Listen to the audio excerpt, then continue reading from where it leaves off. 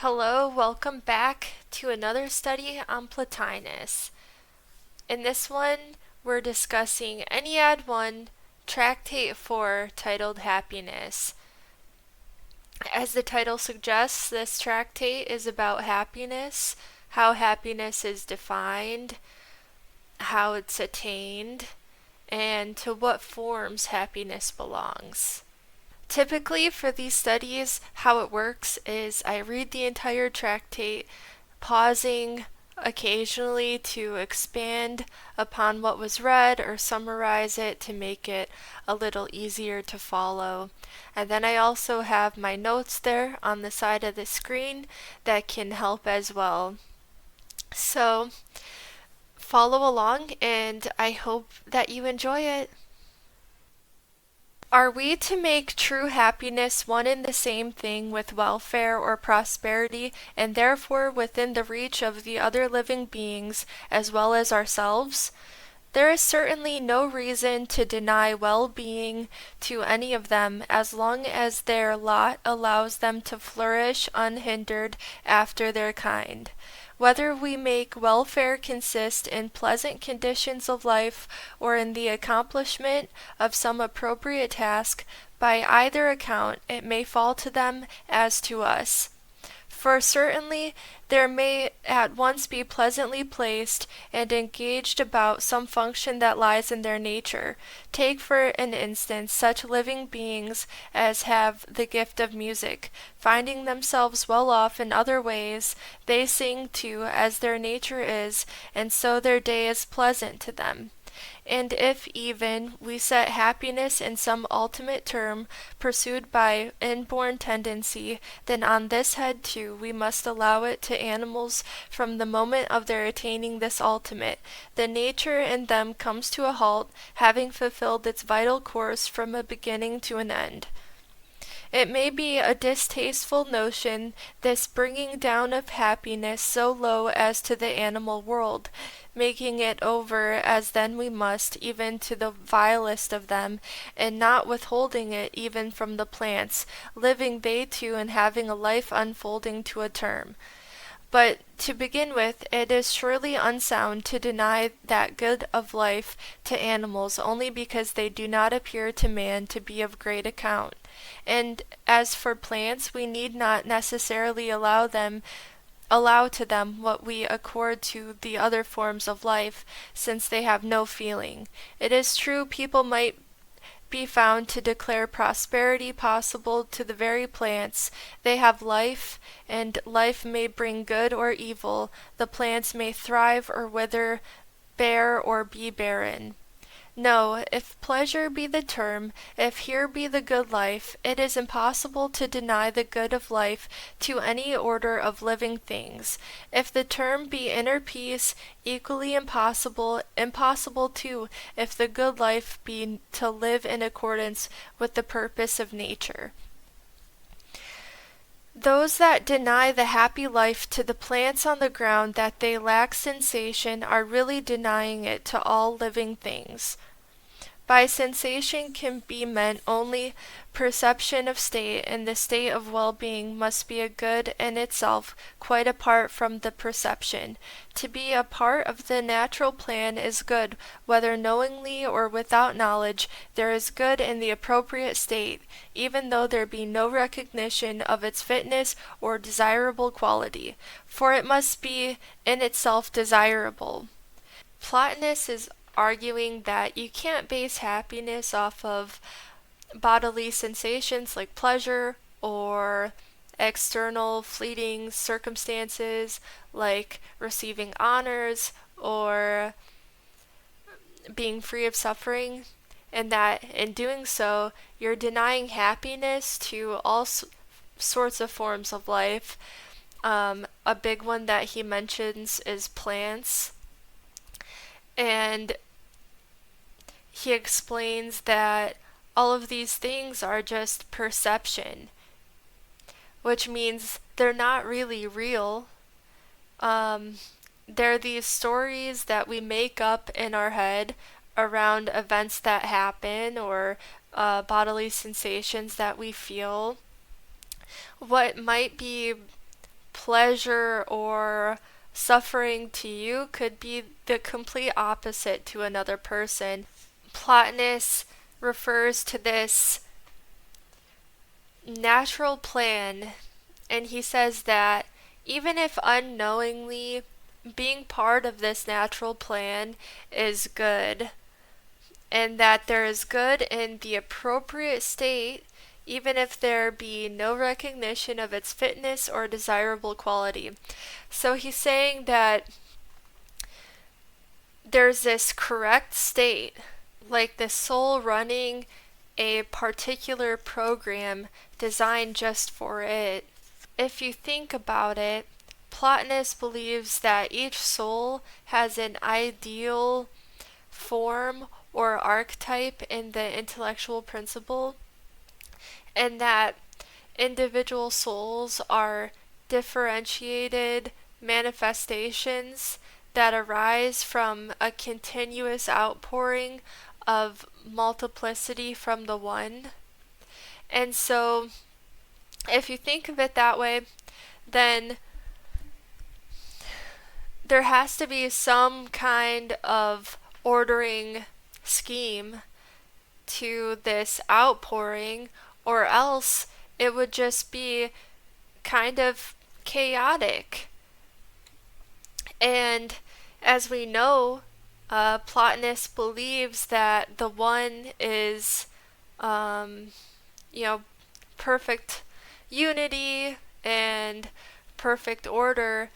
The closer that things emanate from the one, the more ordered they are, and the further away from the one, the less ordered they are.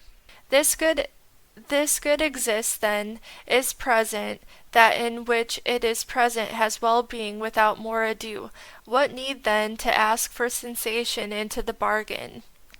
Perhaps, however, the theory is that the good of any state consists not in the condition itself, but in the knowledge and perception of it. But at this rate, the good is nothing but the mere sensation, the bare activity of the sentient life, and so it will be possessed by all that feel, no matter what. Perhaps it will be said that two constituents are needed to make up the good, that there must both be feeling and a given state felt. But how can it be maintained that the bringing together of two neutrals can produce the good? They will explain possibly that the state must be a state of good, and that such a condition constitutes well-being on the discernment of that present good. But then they invite the question whether the well-being comes by discerning the presence of the good that is there, or whether there must further be the double recognition that the state is agreeable and that the agreeable state constitutes the good. If well-being demands this recognition, it depends no longer upon sensation, but upon another, a higher faculty, and well-being is vested not in a faculty receptive of pleasure, but in one competent to discern that pleasure is the good. There is a reasoning principle associated with perception that is greater than mere sensation. It's used to discern that pleasure is good, but it's competent enough to weigh pleasure's value. Then the cause of the well-being is no longer pleasure, but the faculty competent to produce as to pleasure's value. Now a judging entity as nobler than one that merely accepts a state, it is a principle of reason or of intellection. Pleasure is a state. The reasonless can never be closer to the good than reason is. How can reason abdicate and declare nearer to good than itself something lying in a contrary order? No, those denying the good of life to the vegetable world, and those that make it consist in some precise quality of sensation, are in reality seeking a loftier well-being than they are aware of, and setting their highest in a more luminous phase of life. Perhaps, then, those are in the right who found happiness not on the bare living or even on sensitive life, but on the life of reason. But they must tell us why it should be thus restricted, and why precisely they make reason an essential to the happiness in a living being. When you insist on reason, is it because reason is resourceful, swift to discern and compass the primal needs of nature, or would you demand it, even though it were powerless in that domain? If you call it in as a provider, then the reasonless, equally with the reasoning, may possess happiness after their kind, as long as, without any thought of theirs, nature supplies their wants. Reason becomes a servant. There is no longer any worth in it for itself, and no worth in that consummation of reason which we hold is virtue. If you say that reason is to be cherished for its own sake and not as supplying these human needs, you must tell us what other services it renders, what is its proper nature, and what makes it the perfect thing it is. For on this admission, its perfection cannot reside in any such planning and providing. Its perfection will be something quite different, something of quite another class. Reason cannot be itself one of those first needs of nature. It cannot even be a cause of those first needs of nature, or at all belong to that order. It must be nobler than any and all of such things, otherwise it is not easy to see how we can be asked to rate it so highly. Until these people light upon some nobler principle than any at which they still halt, they must be left where they are and where they choose to be, never understanding what the good of life is to those that can make it theirs, never knowing to what kind of beings it is accessible. If you reason that something is good because it satiates your primal needs, then you're coming to the same conclusion as the reasonless would. Reason is powerless in dealing with primal needs. He's saying that if you are to argue that happiness is found through life of reason, then you have to prove that reason provides for more than just human needs. And you have to tell us what other services it renders, what is its proper nature, and what makes it the perfect thing that it is. And then he goes on further to say that reason cannot be itself one of those first needs of nature. It cannot even be a cause of those first needs of nature, or at all belong to that order. It must be nobler than any and all of such things, otherwise it is not easy to see how we can be asked to rate it so highly.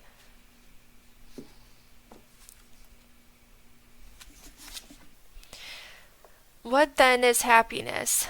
Let us try basing it upon life.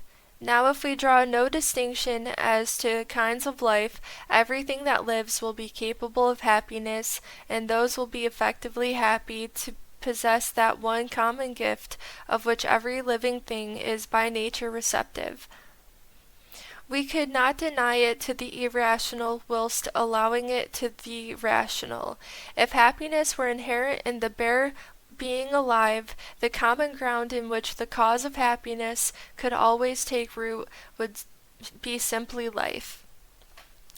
Those then that set happiness not in the mere living, but in the reasoning life, seem to overlook the fact that they are not really making it depend upon life at all. They admit that this reasoning faculty round which they center happiness is a property, not the subject of a property. The subject to them must be the reasoning life, since it is in this double term that they find the basis of happiness, so that they are making it consist not in life but in a particular kind of life, not of course a species formally opposite, but in our terminology standing as an earlier to a later in the one kind. Now, in common use of this word life embraces many forms which shade down the primal to secondary and so on, all massed under the common term, life of plant and life of animal, each phase brighter or dimmer than its next, and so it evidently must be with the good of life. And if thing is ever the image of thing, so every good must always be the image of a higher good.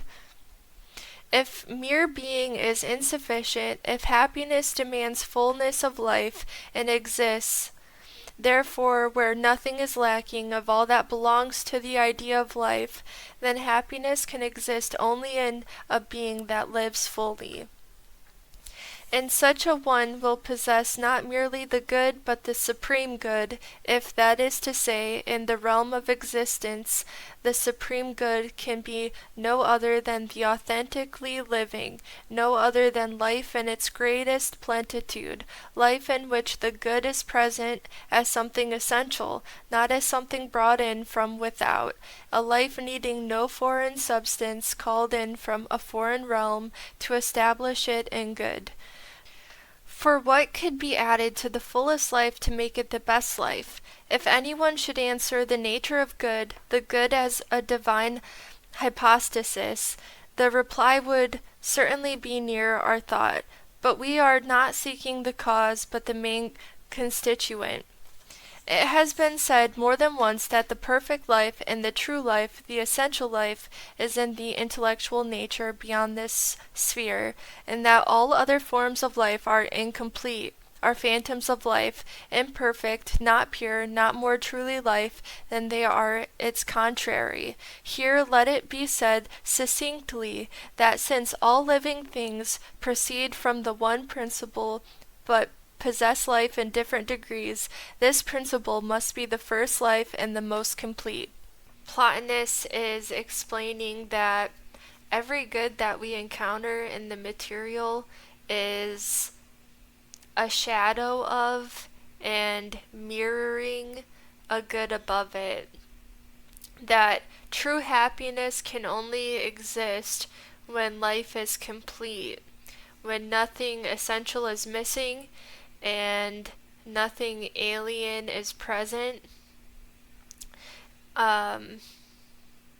When you're living in the, he says, authentically living. And he explains that such fullness of authentic living doesn't belong to the material world at all.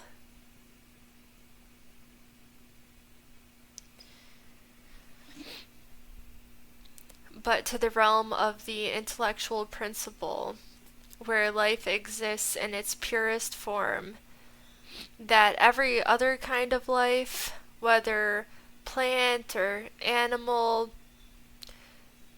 anything tied to sense, is partial, imperfect, and fleeting, like an echo of the real thing. All living beings flow from the one, but possess life in different measures and degrees. The very source itself must be the first, fullest, and most perfect life. If then the perfect life is within human reach, the man attaining it attains happiness. If not, happiness must be made over to the gods, for the perfect life is for them alone. But since we hold that happiness is for human beings too, we must consider what this perfect life is. The matter may be stated thus. It has been shown elsewhere that man, when he commands not merely the life of sensation, but also reason and authentic intellection, has realized the perfect life. But are we to picture this kind of life as something foreign imported into his nature? No, there exists no single human being that does not either potentially or effectively possess this thing which we hold to constitute happiness. But are we to think of a man of man as including this form of life, the perfect, after the manner of a partial constituent of his entire nature? We say rather that while in some men it is present as a mere portion of their total being, in those namely that have it potentially, there is too the man already in possession of true felicity, who is this perfection realized, who has passed over into actual identification with it. All else is now mere clothing about the man, not to be called part of him, since it lies about him unsought, not his, because not appropriated to himself by any act of the will. To the man in this state, what is the good? He himself by what he has and is, and the author and principle of what he is and holds is the supreme, which within itself is the good but manifests itself within the human being after this other mode.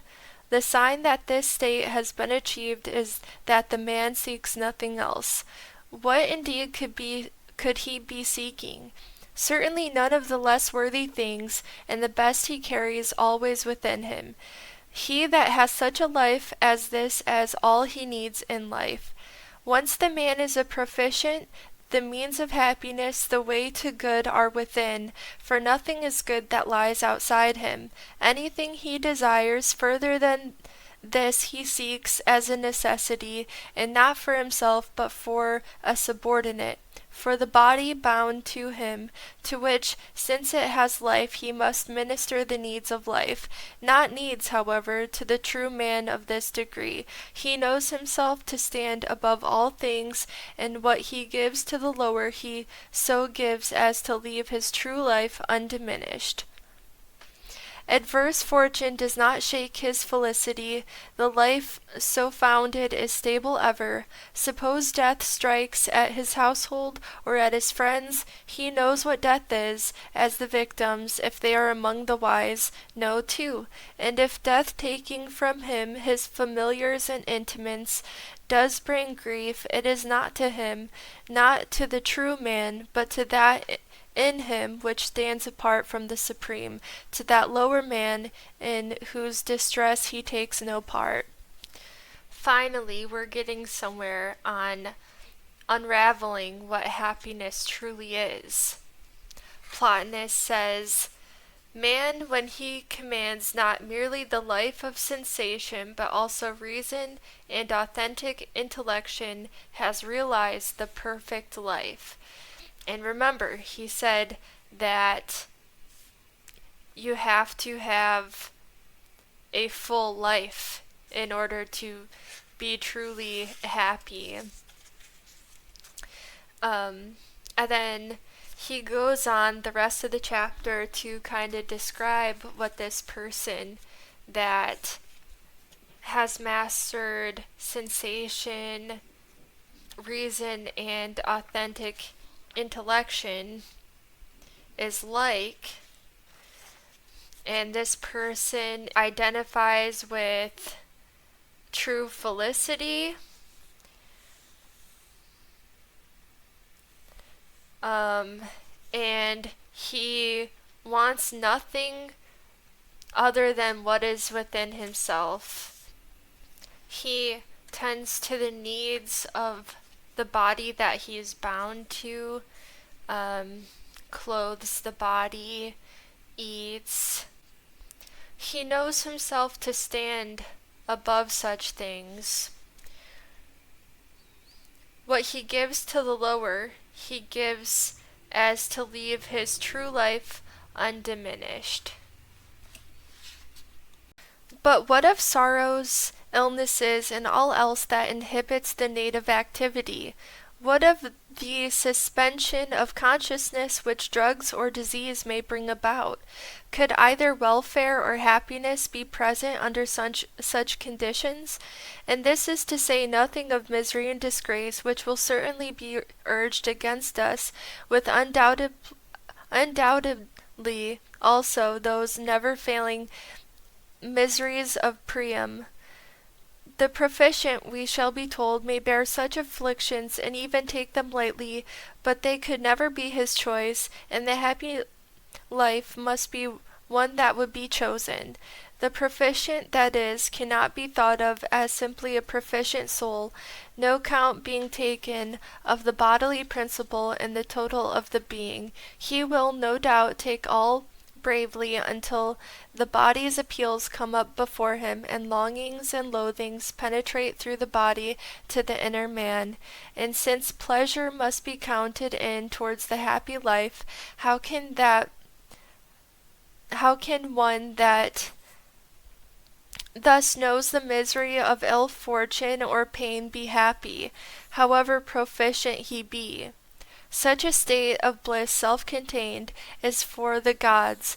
Men, because of the less noble part subjoined in them, must needs seek happiness throughout all their being, and not merely in some one part. If the one constituent be troubled, the other, answering to its associate's distress, must perforce suffer hindrance in its own activity.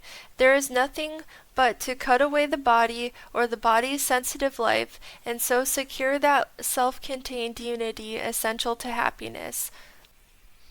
We must seek happiness throughout our entirety.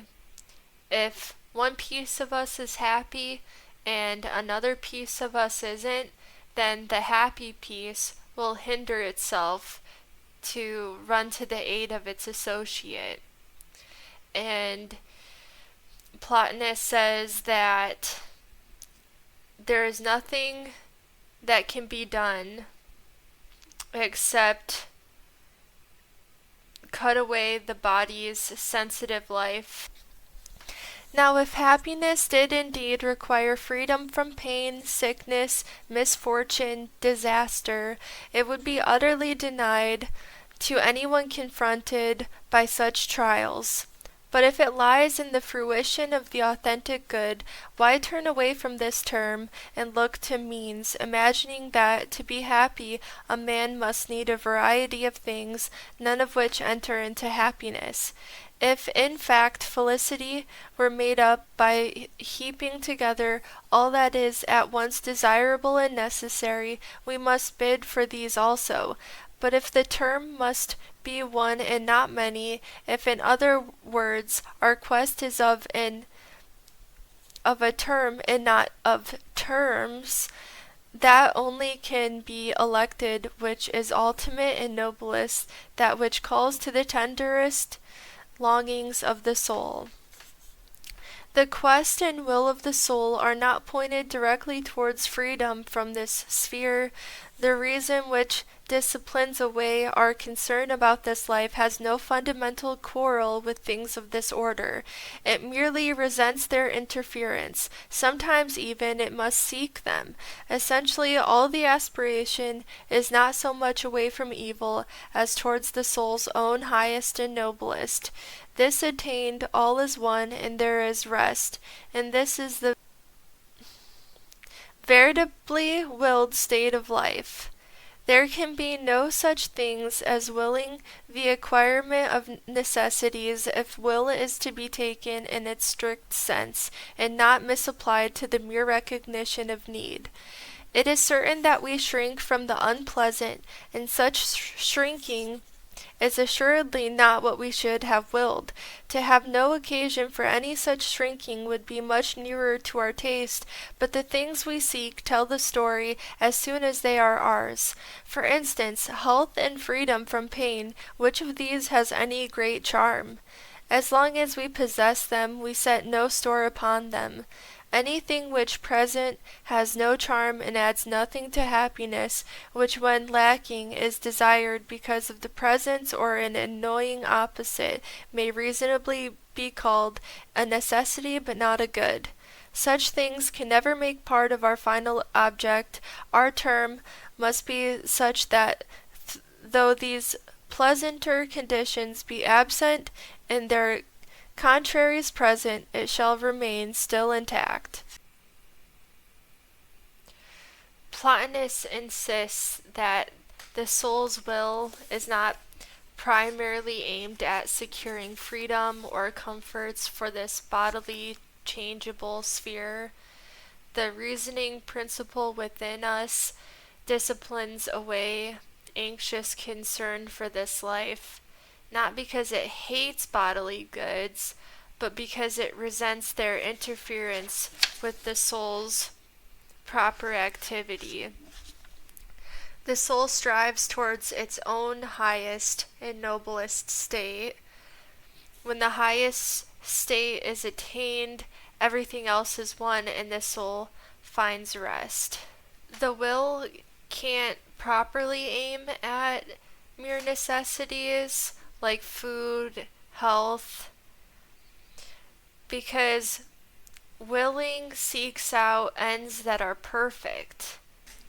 When we have health or freedom from pain in our own lives, we tend to take them for granted.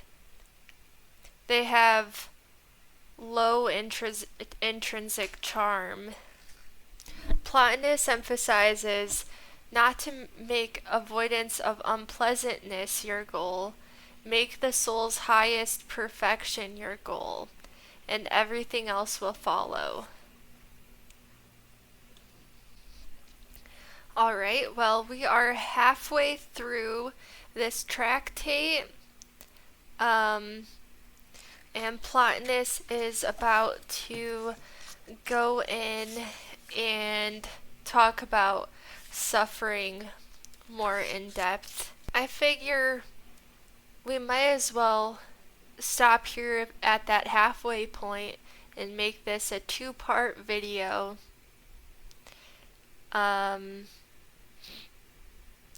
And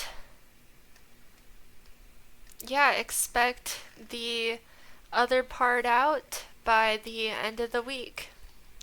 And thanks for joining me.